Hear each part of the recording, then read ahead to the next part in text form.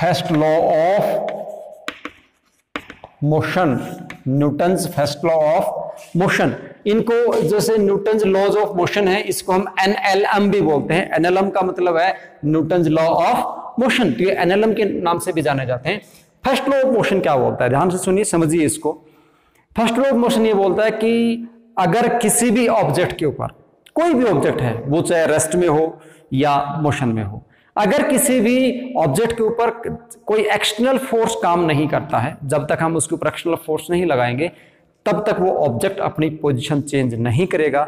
अगर वो रेस्ट में है तो रेस्ट में रहेगा, मोशन में है तो मोशन में रहेगा। ये न्यूटन का फर्स्ट लॉ है। इसका मतलब फर्स्ट लॉ एक प्रकार से ये भी बोलता है कि अगर ऑब्जेक्ट का एक्सेलरेशन जीरो है, क्या जीरो है, अगर एक्सेलरेशन जीरो है, ए बराबर जीरो है, तो हम कह सकते हैं कि फोर्स किसके बराबर है, जीरो के बराबर है। एक्सेलरेशन जीरो होने का मतलब क्या हुआ कि अगर ऑब्जेक्ट मान लीजिए मोशन में है, इस प्रकार से फॉरवर्ड मूव कर रहा है, और ये अगर ऐसे मूव कर रहा है तो उसकी या तो स्पीड आप बोल सकते हो या उसकी जो वेलोसिटी है वो क्या है, ऑलवेज कांस्टेंट है। मतलब object is moving with a constant speed और constant velocity, then we can say that its acceleration is zero and it mean force is zero. मतलब फर्स्ट लॉ क्या बोलेगा, अगर फोर्स जीरो है तो ऑब्जेक्ट का एक्सेलरेशन जीरो होगा, ऐसे भी बोल सकते हो। या आप ये बोल सकते हो अगर फोर्स जीरो है तो ऑब्जेक्ट अपनी स्टेट को मेंटेन करेगा, अगर वो रेस्ट में है तो रेस्ट में रहेगा, और अगर मोशन में है तो कांस्टेंट स्पीड और वेलोसिटी से मूव करता रहेगा।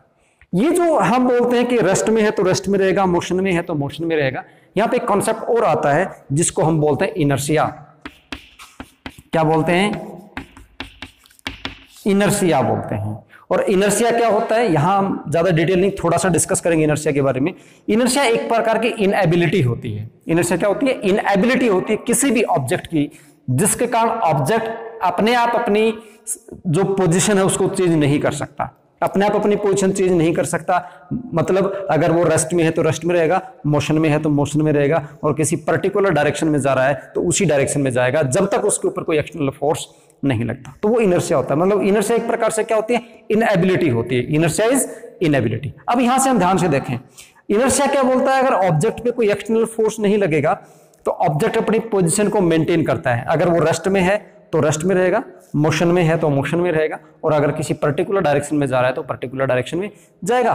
तो फर्स्ट लॉ क्या बोलता है, वो भी तो यही बोलता है, अगर फोर्स नहीं होगा तो ऑब्जेक्ट अपनी पोजीशन को मेंटेन करके रखता है, वो पोजीशन चाहे रेस्ट की हो चाहे मोशन की हो। तो इसका मतलब यहां से ये निकला हमारे पास कि हम बोल सकते हैं कि जो फर्स्ट लॉ ऑफ मोशन है वो किसको डिफाइन करता है, इनर्शिया को डिफाइन करता है। यहां से हमें दो इंफॉर्मेशन मिलती है कि फर्स्ट लॉ ऑफ मोशन जो होता है, यहां पे इसके बाद ये भी लेंगे कि डिफाइन करता है, डिफाइन फोर्स। किसको डिफाइन करता है, फोर्स को डिफाइन कर। यहां से पता चलेगा कि एक्चुअली फोर्स क्या चीज है। मतलब फोर्स एक प्रकार का पुश और पुल है जो किसी भी ऑब्जेक्ट की क्या करता है, स्पीड को बदलता है, वेलोसिटी को बदलता है, या उसकी पोजीशन को बदलता है, उसको हम क्या बोलते हैं, फोर्स बोलते हैं। तो डिफाइन क्या करता है, फोर्स। और जो फर्स्ट लॉ जो लॉ ऑफ मोशन है वो इनर्शिया को भी डिफाइन करता है। किसको भी डिफाइन करता है, वो इनर्शिया को भी डिफाइन करता है। इनर्शिया जो होता है आपको पता है, 9th स्टैंडर्ड में आपने पढ़ा होगा, 3 टाइप का होता है। पहला जो इनर्शिया होता है वो होता है रेस्ट का, इनर्शिया ऑफ रेस्ट। दूसरा जो इनर्शिया होता है वो होता है मोशन का, जिसको हम बोलते हैं इनर्शिया ऑफ मोशन। और जो थर्ड इनर्शिया होता है उसको बोलते हैं inertia of direction. Inertia of rest, inertia of motion and inertia of direction. थोड़ा थोड़ा पढ़ लेते हैं इनके बारे में। इनर्शिया ऑफ रेस्ट का मतलब क्या है, इनर्शिया ऑफ रेस्ट का मतलब ये है कि जब तक एक्सटर्नल फोर्स नहीं लगेगा ऑब्जेक्ट अपनी रेस्ट की पोजीशन को चेंज नहीं करेगा। अगर वो रेस्ट में है तो रेस्ट में ही रहेगा। जैसे आप अपने सराउंडिंग में कितने भी ऑब्जेक्ट्स देख लो, जब तक उनके ऊपर बाहर से कोई फोर्स लग के उनकी पोजीशन को नहीं बदलता है, अपने आप वो मूव नहीं करते हैं। आप अपने सराउंडिंग में रूम पे ही देख लो, अगर कोई भी ऑब्जेक्ट कहीं पे रखा है तो उसको आप उठा के आपको दूसरी जगह पे रखना पड़ेगा। कोई टेबल है, चेयर है, अगर उसको उसके जगह से मूव करवाना है तो आपको उस पर फोर्स लगाना पड़ेगा। जब आप उस पर फोर्स लगाओगे तभी वो अपनी पोजीशन बदल सकता है, अदरवाइज वो अपनी पोजीशन नहीं बदलेगा। तो ये हुआ इनर्शिया ऑफ रेस्ट। और इनर्शिया ऑफ रेस्ट का एक बहुत ही अच्छा एग्जाम्पल भी है, बड़ी इंटरेस्टिंग एग्जाम्पल है।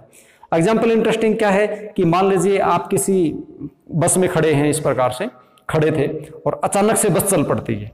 आप खड़े हैं, बस अचानक से स्पीड पकड़ती है, आगे की तरफ मूव होती है, तो आप जो होते हैं पीछे की तरफ गिर जाते हैं।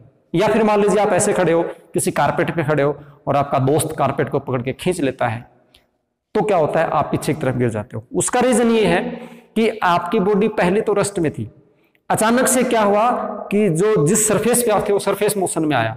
सरफेस मोशन में आया तो बॉडी जो इनर्शिया ऑफ रेस्ट में रहती है, तो बॉडी तो रेस्ट में रहने की कोशिश करती है, और आपका जो पैर थे जो सरफेस के कांटेक्ट में थे वो अचानक से मोशन में आ गए, तो यहाँ पे क्या होगा, इम्बैलेंस की स्थिति होगी, पैर आगे की तरफ चले गए, बॉडी रेस्ट में रहने की कोशिश कर रही है, तो हम गिर जाते हैं। बहुत अच्छा एग्जाम्पल है इनर्शिया ऑफ रेस्ट का। इनर्शिया ऑफ रेस्ट का एक एग्जाम्पल और भी है, जैसे आपके पास कारपेट है और कारपेट को इस प्रकार से आप स्टिक से पीटते हो, इस प्रकार से पीटते हो तो उसमें से धूल बाहर निकलती है, या आपके पास गिल्ला कपड़ा है, गिल्ले कपड़े को आप ऐसे छिटकाते हो तो पानी जो है उसमें से निकल के बाहर जाता है। ऐसा क्यों होता है? उसका रीजन भी इनर्शिया ऑफ रेस्ट ही है। इनर्शिया ऑफ रेस्ट उसका रीजन क्यों है? देखिए, पहले जो आपके पास जो भी कपड़ा था, जैसे मैं अपना रुमाल लेके दिखाता हूं आपको, जैसे ये कपड़ा है, ठीक है, ये इस प्रकार से, पहले तो ये इस प्रकार से रेस्ट में था, तो इसमें जो भी वाटर वेपर्स थे वो भी रेस्ट में थे, या इसके अंदर डस्ट पार्टिकल थे वो भी रेस्ट में थे। फिर आपने इसको ऐसे किया, जब आप इसको ऐसे करते हो तो क्या होता है, ऐसे करने से इसको ये मोशन में आ गया, ये किस में आ गया, मोशन में आ गया। बट जो डस्ट पार्टिकल्स थे वो डस्ट पार्टिकल अब भी किस में है, रेस्ट पोजीशन में है, और रेस्ट पोजीशन में इसका मतलब ये जो कपड़ा है ये आगे निकल गया और जो डस्ट पार्टिकल वो पीछे रह गए तो वो इससे बाहर निकल जाते हैं। तो इनर्शिया ऑफ रेस्ट के कारण इसको आप अच्छे से समझ सकते हो। फिर आपके पास नेक्स्ट आता है inertia of motion. Inertia of motion का एग्जांपल क्या है, आप कार में बैठे हो, ठीक है, कार में बैठे हो और चलते हुए कार अचानक से ब्रेक लगा देती है, तो कार जब अचानक से ब्रेक लगाती है तो आप आगे की तरफ जाते हो, है ना। क्यों जाते हैं आगे की तरफ? क्योंकि हमारी बॉडी कार के साथ किस में थी, मोशन में थी। कार अचानक से रेस्ट में आ गई लेकिन बॉडी अभी तक किस में है, मोशन में है, तो वो आगे की तरफ चलती है। तो हम क्या करते हैं, कभी कभी या तो आगे वाली सीट के साथ हमारा सर टकराता है, या फिर जो है ड्राइवर सीट पे बैठे हैं तो हमारा जो सिर है, मान लीजिए चलती हुई कार अचानक से टकरा गई कहीं के ऊपर, एक्सीडेंट हो गया कहीं पे, तो जो ड्राइवर है उसका जो सिर है जाके स्टीयरिंग पे लगेगा या विंड स्क्रीन से वो बाहर भी जा सकता है। इसलिए हमें सावधानी बरतनी चाहिए कि जब भी आप ड्राइविंग कर रहे हो तो सीट बेल्ट लगाना जरूरी है, और उसको आप टेक्निकली समझ सकते हो, इनर्शिया ऑफ मोशन को अवॉइड करने के लिए हमें सीट बेल्ट लगाना जरूरी है। अगर हमें सीट बेल्ट लगा रखा है तो हम क्या होते हैं, उसके साथ ही कार के साथ एक सिंगल बॉडी बन जाते हैं, फिर कार और हमारी बॉडी एक सिंगल बॉडी हो जाती है। जब कार रुकेगी तो हम भी उसी के साथ रुक जाएंगे। अगर सीट बेल्ट नहीं है तो हम दो डिफरेंट बॉडीज हैं, कार रुकती है, हमारी बॉडी नहीं रुकती, और वो विंड स्क्रीन से बाहर भी जा सकती है। ये इनर्शिया ऑफ मोशन का एग्जांपल होगा। और इनर्शिया ऑफ डायरेक्शन का अगर हम एग्जांपल लें तो इनर्शिया ऑफ डायरेक्शन का एग्जांपल ये है, कार वाला एग्जांपल ले लेते हैं। जैसे कार इस प्रकार से मूव कर रही है और अचानक से टर्न आ गया ऐसे, तो कार अचानक से ऐसे टर्न लेती है, तो कई बार आपने देखा होगा कि कार इस प्रकार से स्किड भी हो जाती है रोड के ऊपर से, तो वो इनर्शिया ऑफ डायरेक्शन के कारण है। कार इस प्रकार से चलते हुए ऐसे टर्न ले रही थी, कार क्या ले रही थी, टर्न ले रही थी, और लेकिन अगर स्पीड उसकी ज्यादा है तो इनर्शिया ऑफ डायरेक्शन के कारण क्या होता है, वो टर्न नहीं होता और डायरेक्ट स्किड हो जाती है। और हम खुद को भी देखें, जैसे हम कार में बैठे हैं, चलते हुए कार अचानक से ऐसे टर्न लेती है तो हम एक साइड में चिपक जाते हैं, ऐसे जिधर भी टर्न लेगा उसी से हम बाहर की तरफ, ऐसे लगता है कि हम बाहर की तरफ फेंके जा रहे हैं।